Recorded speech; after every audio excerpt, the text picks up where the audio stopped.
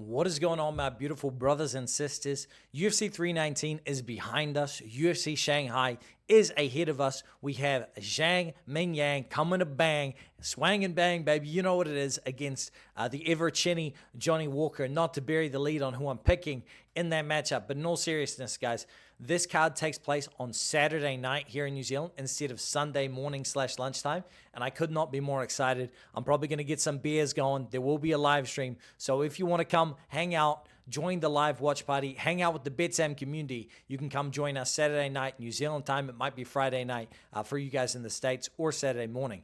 But with that all aside, we're going to bust into it, talk about our Slam of the Week, and I've got many Slam of the Week suggestions this week, but only one Ultimate Slam of the Week, as always. First Slam of the Week suggestion is going to be, that's right, Tailaki Nuraji. You guys might not be familiar with this guy's name because he hasn't actually fought inside of the UFC yet, but this picture right here with the spit just flying out of the mouth, that is one of the Korean Zombies prospects there, and he is getting elbowed to oblivion by Nuraji. This kid is action personified, and he comes out always looking for a finish. His nickname is Super Saiyan, and this guy is going full Goku mode on most of his opponents here. He's coming up against Kiefer Crosby, 4-1 favorite.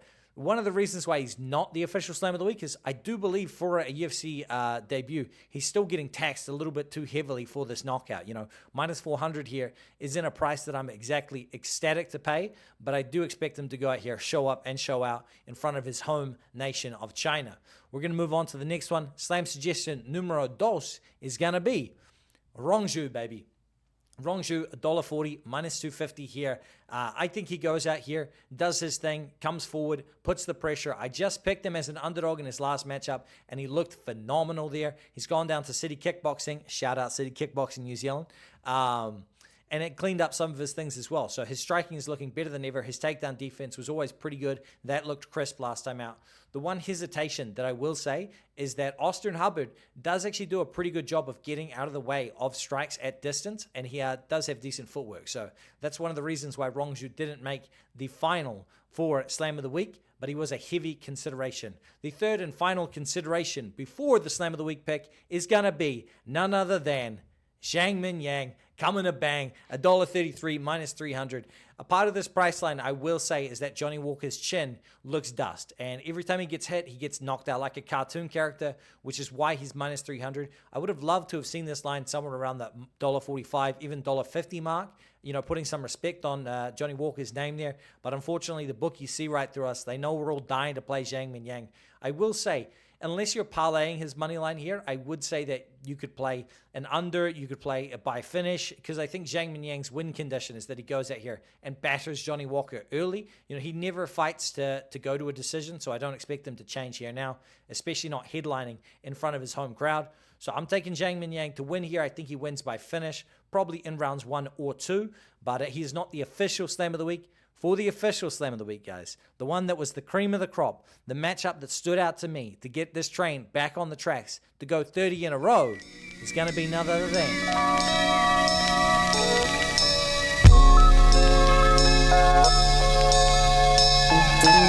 I'm just coasting, drop the top and roll straight. SMVCC 805 is the go state. Ain't no place that I'd rather be than the BIG, BAD13C. I got love for the place that raised me, even though times get a little crazy. So I gotta give love back, either gang bang slang or pull a motherfucking jack.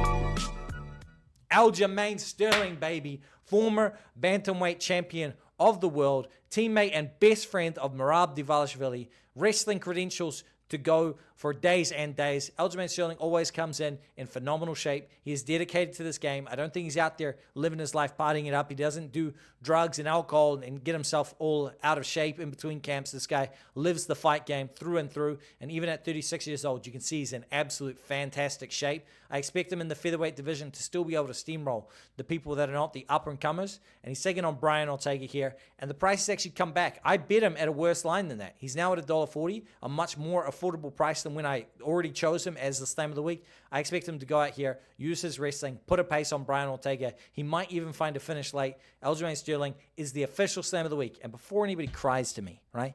Before any of you guys bitch in the comments, I'm furious, going, minus 200 slam of the week. What is this?